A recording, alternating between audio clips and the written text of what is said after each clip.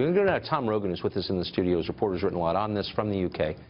Tom, this is the last time anything like this happened, I think, was the 7/7 attacks in July of 2005. 55 or 6 people killed. That happened in London, of course.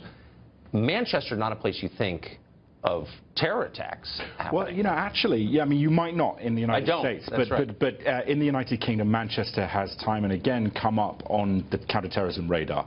You've had major exercises there, as you have had in London in recent years, to try and prepare for a Paris-style attack. You've also had diversion plots in terms of both Al-Qaeda syndicates, the old form of, July 7th, as you mentioned, but also ISIS plots there. So it is very much on the counterterrorism radar, at least on the British sense.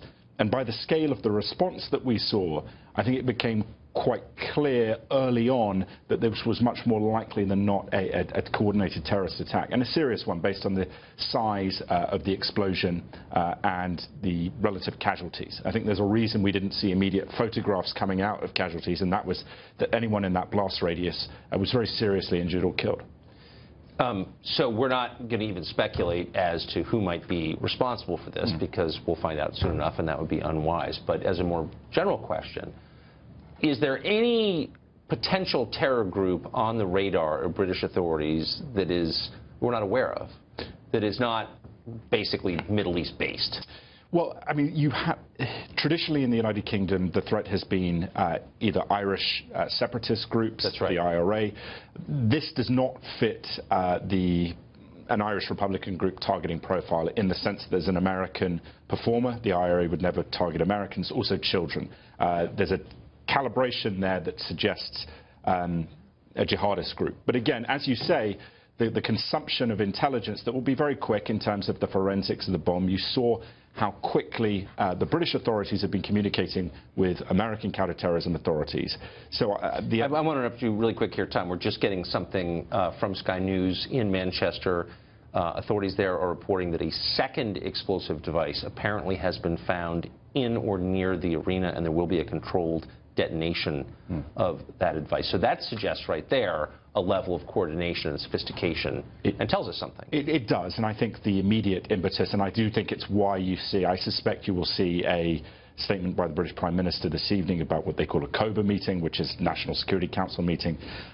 It suggests more than what we have, an Omar Mateen type figure who's access to firearm, because the level of one of the great benefits, unfortunately, if you can call it that, of ISIS plotting or Al-Qaeda plotting, or any plotting, quite frankly, in recent years, has been that the actual explosive device are quite crude. That even if they come to fruition, they're badly made. This clearly, someone knew what they were doing here, which immediately upticks the concern level, because it says, okay, who trained this person? Where did they come from? What is their organizational structure? What might be coming tomorrow or next week? So this is, as you said at the beginning of the interview, I think the most serious, very obviously, investigation since July 7. And is jumping up that radar. Do you think that this will spur a public conversation, a free exchange, on whether or not there's a problem, a real problem that is dividing British society, taking the lives of innocents, as we saw tonight? Or will the people in charge do their best to tamp down that conversation, which is what appears to have happened? No, I think it's inevitable, the conversation, sadly for a simple reason. This reflects what behind the scenes counterterrorism officials have been very concerned with a long time, is the targeting, as it seems, of children in particular, and teenagers. There's obviously an emotive element to that. It's in the middle of an election season as well. On June 8th, next month, the British people will go to the polls, and the Prime Minister and the main opponent, Jeremy Corbyn, have quite divergent viewpoints on whether terrorism is a serious concern. So it comes at a very politically emotive time, and I think there will be rendering in terms of national conversation. There ought to be. We're going to go right back.